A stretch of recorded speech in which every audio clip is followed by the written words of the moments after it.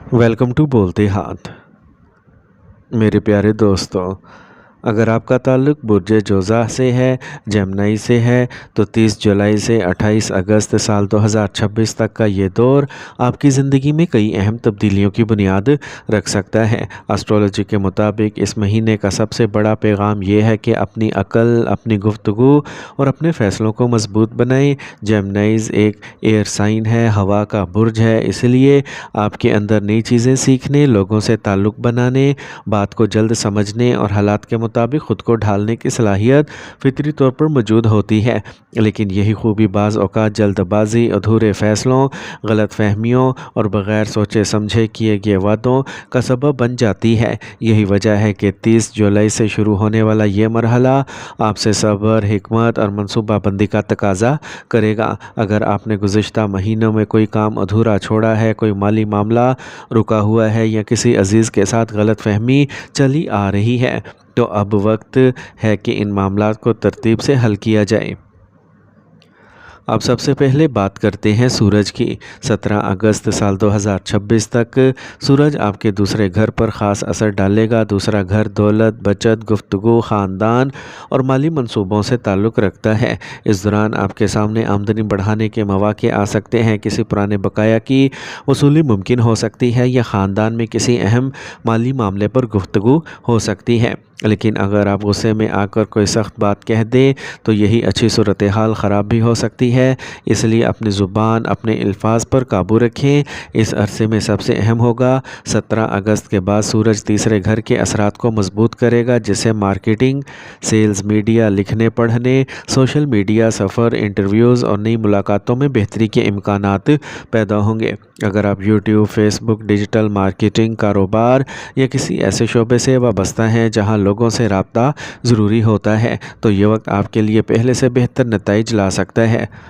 अब ज़िक्र करते हैं मरीख़ का। 2 अगस्त साल 2026 से मरीख़ आपकी अपनी राशि में दाखिल होकर आपकी हिम्मत, एतमाद और अमली क़ुव्वत में इजाफ़ा करेगा। काफ़ी अरसे से रुके हुए काम अचानक रफ्तार पकड़ सकते हैं। जो लोग नई मुलाज़मत, कारोबार की तोसी, इम्तिहान या किसी बड़े मंसूबे पर काम कर रहे हैं, इन्हें अपनी मेहनत का बेहतर नतीजा मिलने की उम्मीद पैदा होगी। लेकिन मरीख़ जहां ताकत देता है वहां जल्दबाजी भी पैदा करता है, इसलिए गुस्से में फ़ैसला करना, किसी से बहस करना, गाड़ी तेज़ चलाना या जल्दी में किसी मुआहदे पर दस्तखत करना नुकसान का बाइस बन सकता है। इस पूरे अरसे में कोशिश करें कि हर कदम सोच समझ कर उठाएँ। अब बात करते हैं अतारत की, जो आपके बुर्ज का हाकिम सियारा है। यही सियारा आपकी शख्सियत, सोच, फ़ैसलों, तालीम, कारोबारी ज़हानत, राब्तों और रोज़मर्रा मामलात पर गहरा असर रखता है। इस महीने अतारत ये इशारा देता है कि हर ईमेल, हर पैगाम, हर मुआहदा, हर बैंकिंग दस्तावेज़ात और हर कानूनी कागज़ को अच्छी तरह पढ़ने के बाद ही आगे बढ़ें। अगर आप प्रॉपर्टी ख़रीदने, फ़रोख्त करने, किरायादारी, सरमायाकारी या किसी शराकत दारी में दाखिल होने का इरादा रखते हैं तो जल्दबाजी ना करें। थोड़ी सी एहतियात बड़े नुकसान से बचा सकती है। अब बात करते हैं ज़ोहरा की, वीनस की। 1 अगस्त साल 2026 के बाद वीनस की पोजीशन कुछ ऐसे अखराजात पैदा कर सकती है जिनका आपने पहले अंदाज़ा नहीं लगाया होगा। घर की ज़रूरियात, गाड़ी, इलेक्ट्रॉनिक सामान, बच्चों की तालीम या रोज़मर्रा आसाइशों पर ख़र्चा बढ़ सकता है। अगर आप पहले से बजट बनाकर चलेंगे तो माली दबाव कम महसूस होगा। मोहब्बत के मामलात में भी इस अरसे के दौरान जज्बात की बजाय हकीकत पसंदाना रवैया इख्तियार करें। शादीशुदा अफराद शरीके हयात को वक्त दें, जबकि गैर शादीशुदा अफराद किसी भी नए ताल्लुक़ में जल्दी फ़ैसले करने से गुरेज करें। जुपिटर मुश्तरी इस महीने आपको ये सबक देगा कि इल्म, तजर्बा और बुज़ुर्गों की नसीहत को नज़रअंदाज ना करें। अगर आप किसी सीनियर उस्ताद या तजर्बाकार शख्स से मशवरा लेते हैं तो इससे आपकी कई गलतियां बच सकती हैं। तलबा के लिए ये महीना मेहनत के एतबार से अहम है। जो तालिबे इल्म मुसलसल तवज्जो के साथ तैयारी करेंगे, इनके लिए आने वाले महीनों की बुनियाद मजबूत हो सकती है। ज़ोहल आपको नज़्म व ज़ब्त, सब्र और मुस्तकिल मिजाजी का इम्तिहान देगा। फौरी कामयाबी शायद हर जगह ना मिले, लेकिन जो लोग साबित कदम रहेंगे वो आने वाले वक्त में दूसरों से बेहतर मुकाम हासिल कर सकते हैं। इसलिए अगर किसी काम में ताख़ीर हो जाए तो इसे नाकामी ना समझें, बल्कि وقت کی تیاری سمجھیں۔ اس پورے عرصے میں 4 باتیں ضرور یاد رکھیں۔ پہلی، بغیر سوچے سمجھے کوئی پیغام یا جواب نہ دیں۔ دوسری، کسی بھی دستاویزات یا معاہدے پر پڑھے بغیر دستخط نہ کریں۔ تیسری، رشتوں میں شک اور ضرورت سے زیادہ سوچنے سے بچیں۔ چوتھی، صرف دکھاوے کے لیے قرض لے کر اخراجات بڑھانے سے گریز کریں، کیونکہ بعد میں یہی بوجھ پریشانی پیدا کر سکتا ہے۔ اب آئیے مہینے کے دوسرے مرحلے کی بات کرتے ہیں۔ 17 اگست سے 28 اگست سال 2026 تک کا وقت برج جوزہ والوں کے لیے یہ طے کرے گا کہ آپ نے گزشتہ دنوں میں جو فیصلے کیے تھے ان کے نتائج کس صورت میں سامنے آتے ہیں۔ اگر آپ نے تحمل، منصوبہ بندی اور مستقل مزاجی اختیار کی تو رکے ہوئے معاملات میں پیش رفت نظر آ سکتی ہے، جبکہ جلد بازی یا لاپرواہی کی صورت میں چھوٹے مسائل بھی غیر ضروری طور پر بڑھ سکتے ہیں۔